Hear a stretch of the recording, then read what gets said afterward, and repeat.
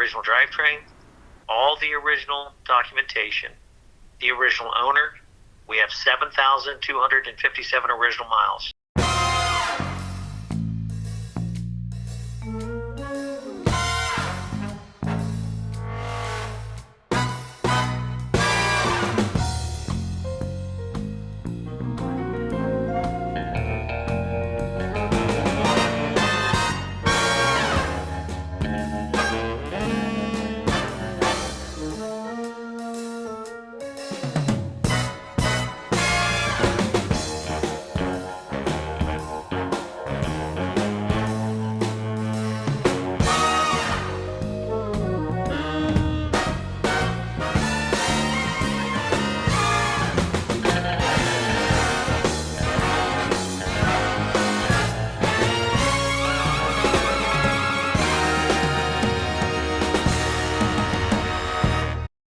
(1967) Yenko Super Camaro, YS number 760.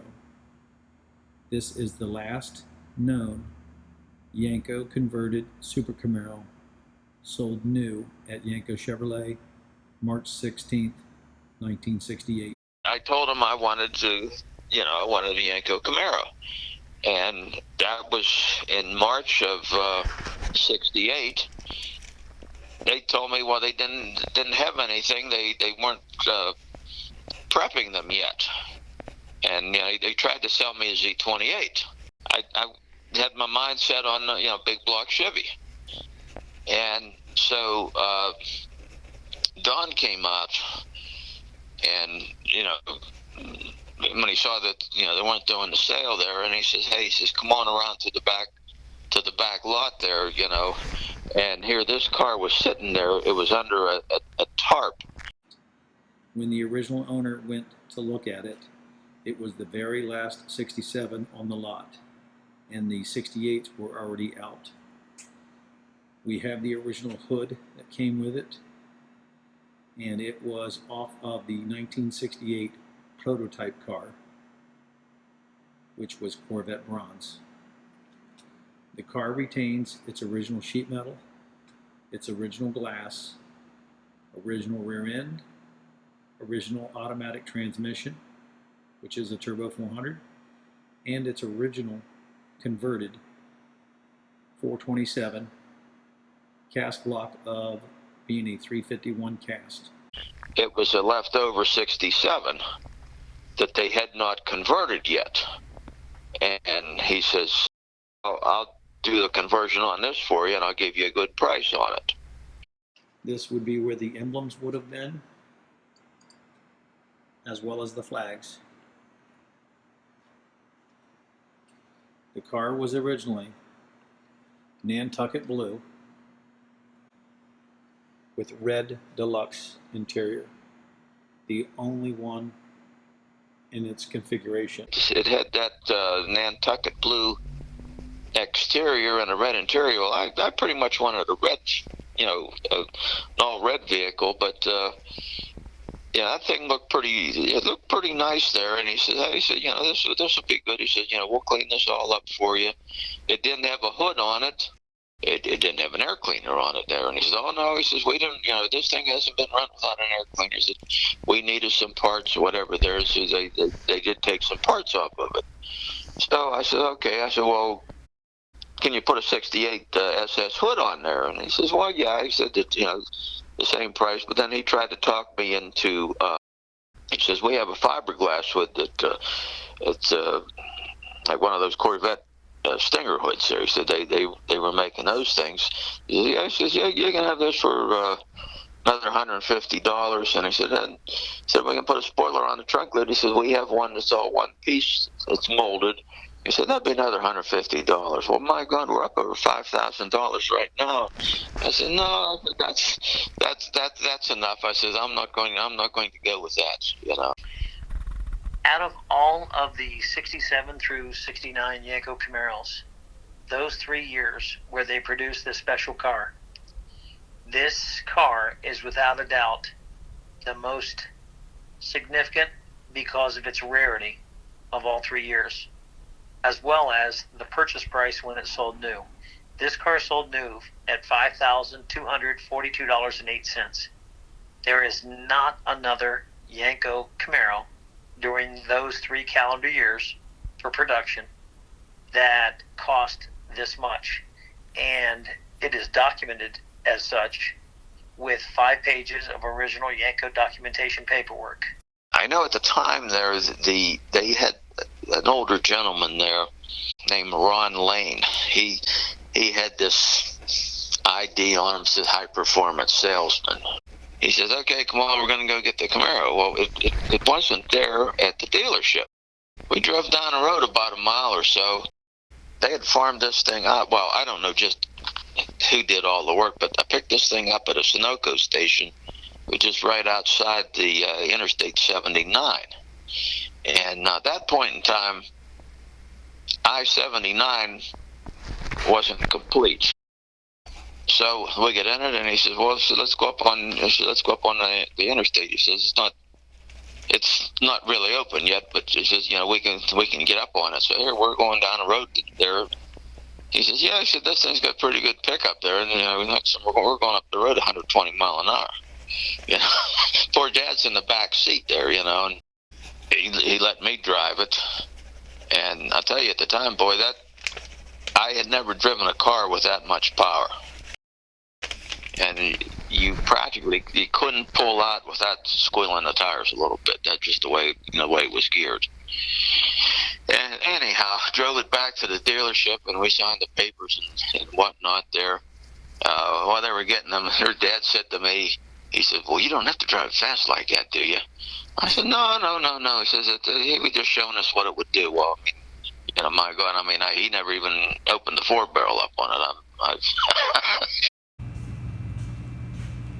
The body is rust-free, mainly because the original owner, John Weaver, stored this in a heated garage for 45 years, since 1973. He had vision way beyond any one of us at that time in 1973, that he thought it was always a special car. I couldn't get that thing inspected any place around here, so I had to take it down to Canonsburg every 6 months to get it inspected. I think it was about the first time I was down there. Don had seen me there, and he said, "Oh, how do you like the car and whatnot there, He says, can we go for a ride in it?" And I said, "Sure." And he says, "Would you mind if I drive?" "No, I don't mind if you drive there." So the dealership's on a two-lane street there. He's just on the outskirts of town there. Yeah, he's going through the gears there, squealing tires going through every gear there. We're up over 100 mile an hour there. Gee, many curses, what are we getting into? But, he liked it, and he said, "Boy," he says, "you're lucky." He said, "This is the last car that we can make that's not going to have all the emission equipment on it there." And he says, "I just love these cars." You can see how nice the pedals are to indicate the low mileage. Oh, yes. The first night I had it, I got chased out of Latrobe by the police. I was laying rubber, and they took exception to it, and I just opened it up and went away from them. That's all. They gave up the chase. Are you saying you actually outran the police? Oh, yes. Mm-hmm. It was the street going out to the airport, Latrobe. Then I hid the car for a few days there. I didn't drive it for a few days because I was afraid somebody's seeing it. Well, how fast did you get up to, if you don't mind me asking? Well, I don't know. The speedometer only went to 120 mile an hour. And it wound the whole way around to come back to zero. So, I have no idea. You must have been scared. Yeah, well, I was. I had a buddy of mine was there, and he was rather frightened about things too. But we get over it. The car stayed in a heated garage and was parked in 1973. We would always go cruising up to Greensburg, which was about 10 miles from Latrobe there, and they had some of the drive-ins at the time there. There was McDonald's, and then there was a chain around here, Winkies. one fella had this GTO there that he thought was pretty bad, so we decided to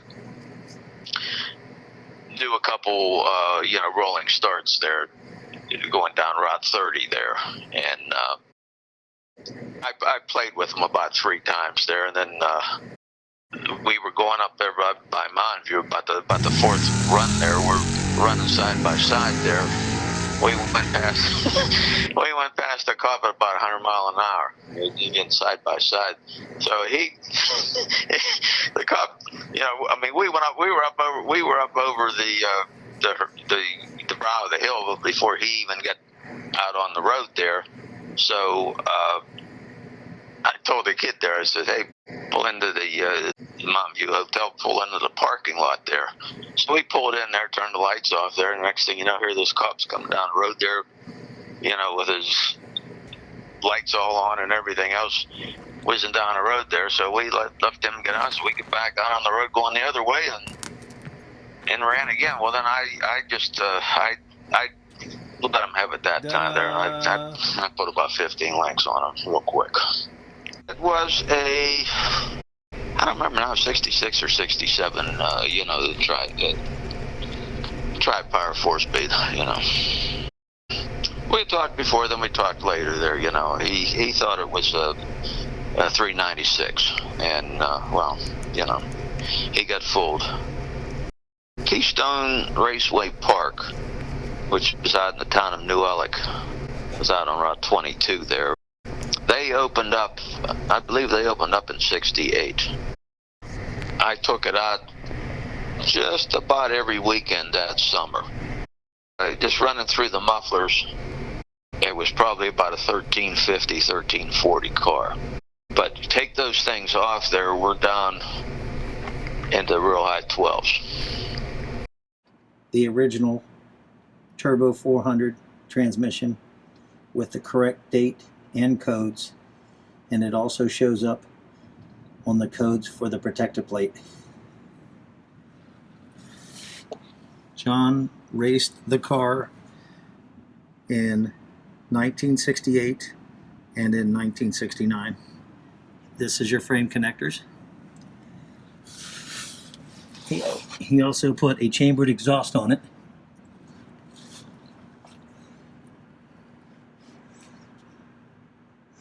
This would indicate your round traction bar and is understood to be correct because it's an automatic car.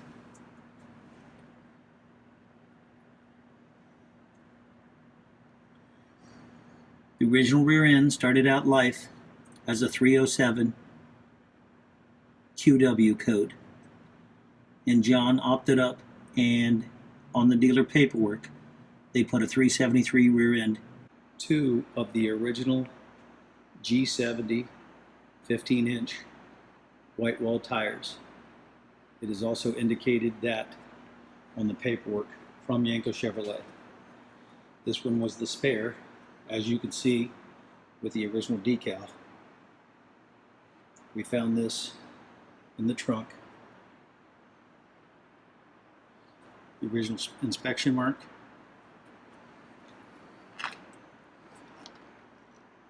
It is a Firestone wide oval Super Sport.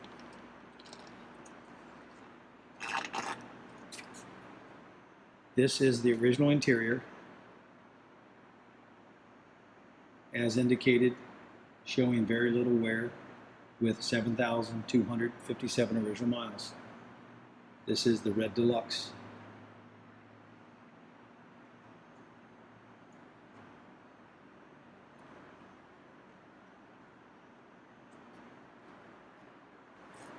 That is the seat back for the rear seat, which is the fold down rear seat.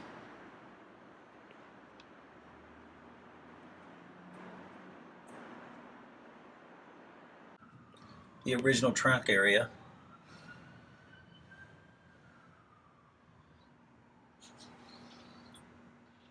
Two holes where they would have mounted a fuel pump.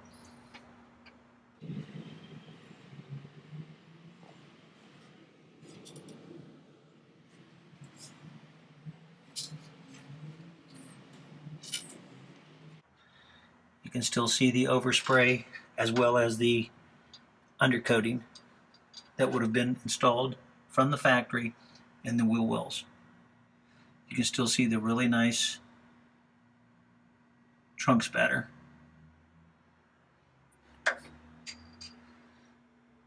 That would be the rear window defrost. A lot of the original parts that came with the car. The kick panels with the kick panel speakers. The original radiator with its original tag.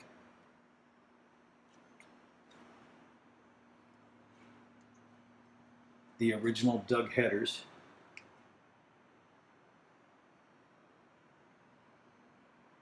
The original carpet will be reused as it's in very nice condition. The original grille, as well as moldings, some original, some NOS.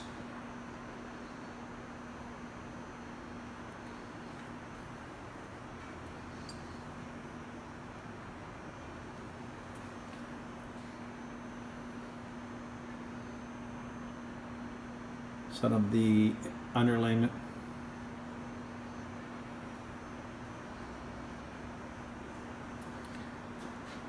John did have Yenko install a spoiler on the car, and it is the short spoiler for 68. He picked up the car March 16th of 1968.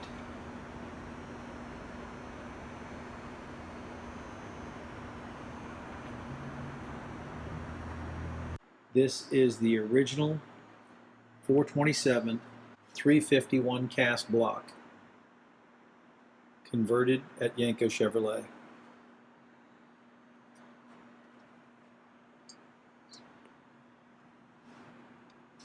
This is your original trim tag showing a lot of options. The two holes below the trim tag indicate where the monitoring box would be that was installed by Yenko Chevrolet.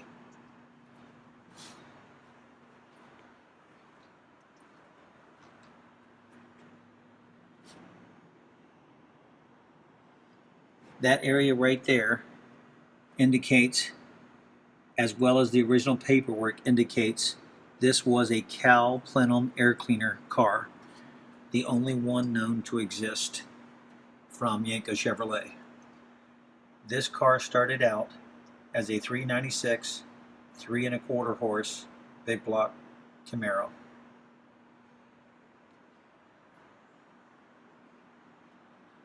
The car retains its original radiator as well with tag.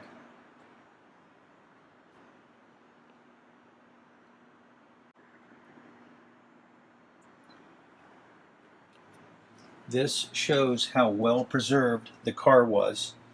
It was parked in 1973 in a heated garage. The floors are immaculate.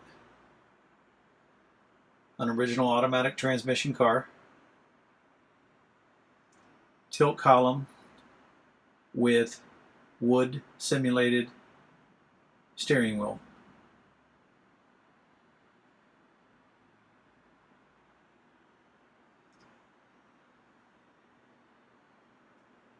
The package tray shows the rear window defrost, as well as the AM FM stereo rear seat speakers and fold down rear seat. In the door, it indicates up front, you can see where the power windows would be.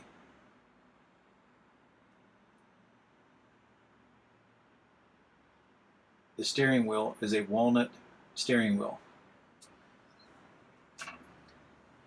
Underneath the glove box, you can see the holes where the adapters would be for the mounting of the AM/FM reverb adapter for the stereo.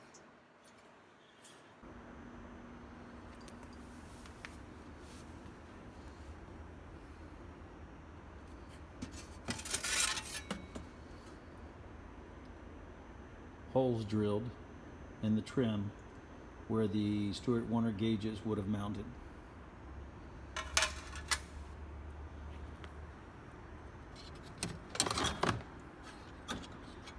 The original Stewart Warner gauges. Underneath where the ashtray would be, you can see the holes where the Stewart Warner gauges would have been mounted from Yenko Chevrolet. Original remote mirror for the car. And a very prized possession would be the pedestal tack, 8,000 RPM, as well as the original AM/FM stereo. In that area is where the holes would be for the 8,000 Stewart Warner pedestal tack.